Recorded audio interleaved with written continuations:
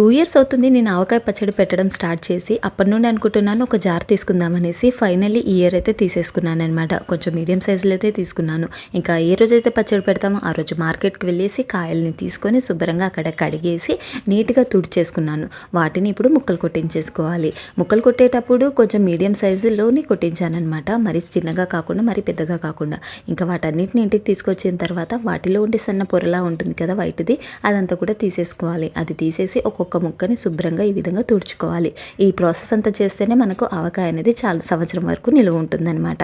ముందుగా అయితే ముక్కలు ఎన్ని ఉన్నాయో కొలుచుకోవాలి. దీంతో 8 వచ్చాయన్నమాట. దాని ప్రకారంగా మసాలాలని రెడీ చేసుకుంటున్నాను.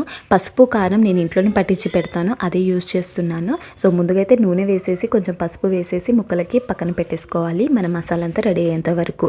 జార్ ఏదైతే యూజ్ చేస్తామో జార్లో కూడా కొంచెం నూనె వేసేసి పక్కన అనేది పెట్టేసుకోవాలి. 1 కప్పు కారం వేస్తే 1/2 కప్పు కంటే కొంచెం ఎక్కువ ఆవపొడి వేసాను, 1/2 కప్పు ఉప్పు వేసాను, కొంచెం పసుపు వేసేసి మంచిగా మిక్స్ అయితే చేసేసుకున్నాను. ఇందులోనే ఇప్పుడు వెల్లుల్లిపాయలు కొంచెం మెంతులు వేసేసుకోవాలి. ఇది కూడా ఒకసారి మంచిగా మిక్స్ చేసేసుకున్న తర్వాత వేడి చేసి చల్లార్చుకున్న నూనె వేసుకున్నాను. ఇక్కడ నేను పల్లీల నూనె వాడుతున్నాను. ఆవకాయ రెడీ అయిపోయింది. జార్లో వేసేసుకుందాము. ఎందులో అయితే మనం పచ్చడి పెట్టామో అందులో కొంచెం అన్నం వేసేసుకొని తినండి. చాలా అంటే చాలా టేస్టీగా ఉంటుంది. ఇదంతా చేసేసిన తర్వాత పక్కన పెట్టేసుకున్నాను. 3 డేస్ తర్వాత మళ్ళీ దీన్ని ఓపెన్ చేసేసి ఒకసారి మిక్స్ చేసేసుకోవాలి. సాల్ట్ ఏమైనా పడితే వేసేసుకొని మళ్ళీ ప్యాక్ చేసి పక్కన పెట్టేసుకోవాలి.